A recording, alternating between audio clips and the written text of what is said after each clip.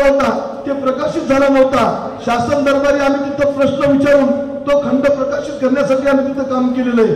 आज आपण बघत असाल की डॉक्टर बाबासाहेब आंबेडकरांच्या बाबतीमध्ये दिल्लीच्या सर्वोच्च न्यायालयामध्ये न्यायाधीश चंद्रचूड साहेबांनी त्यांचा पुतळा उभारण्याचं काम केलं.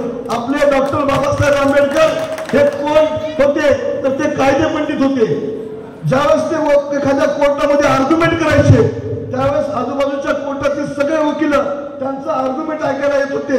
नाहीतर आपण बघत असताल आणि त्यांनी दिल्लीच्या सर्वोच्च न्यायालयामध्ये त्यांचा पुतळा उभारला.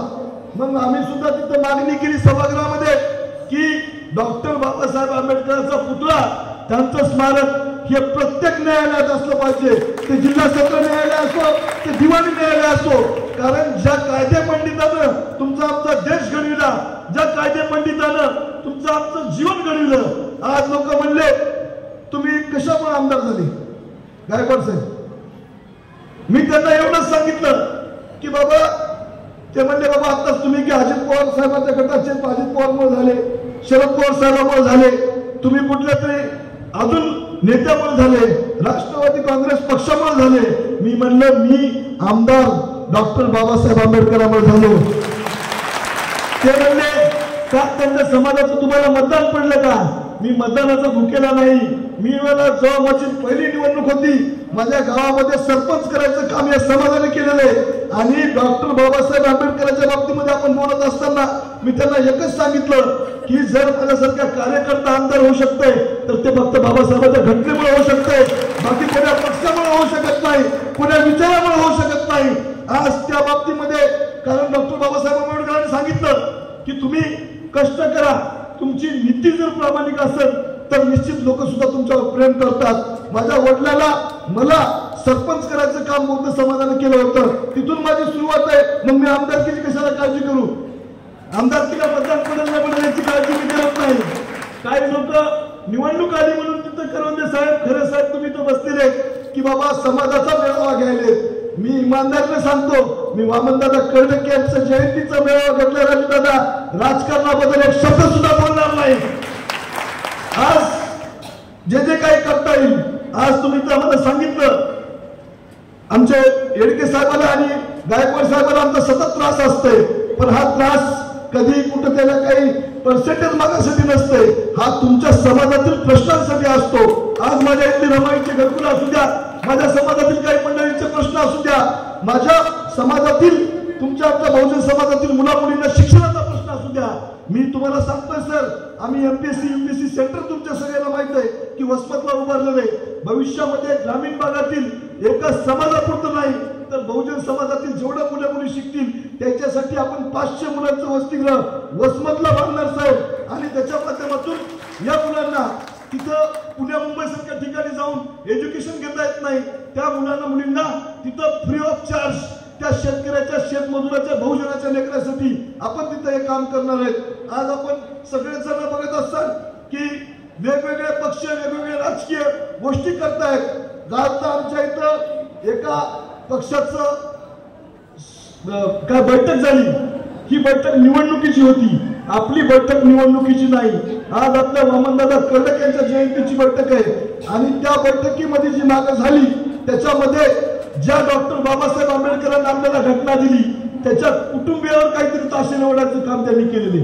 पक्ष वेगळे असतात, विचार वेगळे असतात, पण त्यांच्या कुटुंबानं तुम्हाला आम्हाला घटना दिलेली आहे. त्याच्या कुटुंबातलं लहानातलं लहान मनुष्य होत्या त्याचा सन्मान करणं आपलं काम आहे, त्याच्याबद्दल विरोधी विष ओढणं आपलं काम नाही. तुम्ही आम्ही सगळेजण त्यांच्या घटनेमुळे आज इथं बोलायचा अधिकार आहे.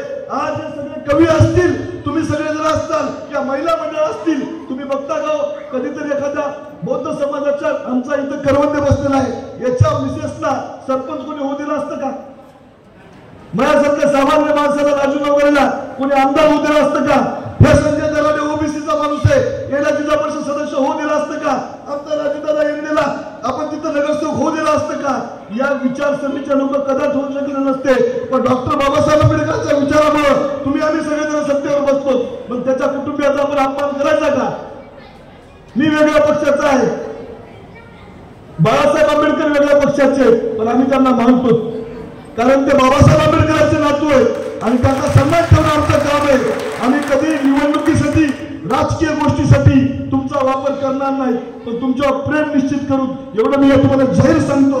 आज शाहीर तुम्ही सांगितलं, या मागच्या या 1.5 महिन्यामध्ये आपल्याला जेवढं जमल तेवढं कलेक्टर साहेबांकडून तुमच्या सगळ्यांच्या मानधनाच्या पगारी चालू करण्यासाठी आपण प्रयत्न करणार.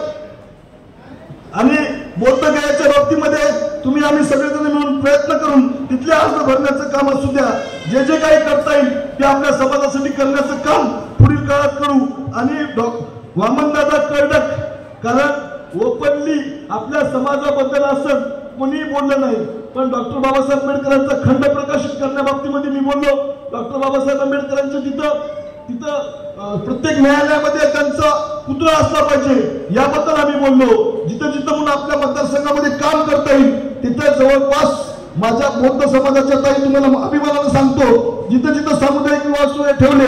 अगोदर आम्ही बौद्ध समाजाचे लग्न करण्याचं काम केलं, नंतर हिंदू पद्धतीने केले. राजूदादा एवढे तिथं येतं, आमचे सर तिथं येतं, कारण आम्ही आतापर्यंत आमदारकीच्या माध्यमातून लोकांनी काय केलं म्हणून विचारतात, तर मी सांगतो की मी माझ्या बौद्ध समाजातील माझ्या बहिणीच्या 35 लग्न करू शकलो. आणि हे सगळं कशामुळे झालं तर ते डॉक्टर बाबासाहेब आंबेडकरांमुळे झालेलं आहे. माझ्यासारख्या कार्यकर्त्याला आमदार करायचं काम या तालुक्यातील लोकांनी केलेलं आहे. मग माझा सुद्धा तिथं प्रश्न येत नाही की मी कोण्या जातीचा आहे, कोण्या धर्माचा आहे, कोण्या समाजामध्ये जन्माला आलो, कोण्या कुटुंबामध्ये जन्माला आलो. माझं एकच काम होतंय की या बहुजन समाजाला दिशा देण्याचं काम त्या माध्यमातून आपण झालं पाहिजे, आणि ते करण्याचं काम मी पुढील काळामध्ये करेल एवढंच या ठिकाणी सांगतो. आज या सगळ्या तुमच्या कलाकारांना पुरस्कार देताना मला मनस्वी आनंद होतो. सेवा प्रतिष्ठानच्या सगळ्या कार्यकर्त्यांचे मी आभार मानतो. राष्ट्रवादी काँग्रेस पक्षाच्या कार्यकर्त्यांचे मी आभार मानतो. आमचे जे सगळ्यात जास्त त्यांनी मेहनत घेतली ते मानवते सर असतील, गौतम दवणे असतील, आमचे सरकटे असतील, आमचा धम्मा असेल, आमचा मुन्ना गवंदे असेल, आमचा भुसावळे असेल, आमचा राजू असेल, आमचा लाडगे असेल, या सगळ्याचे मी आभार मानतो व थांबतो. जय हिंद, जय महाराष्ट्र, जय हिंद.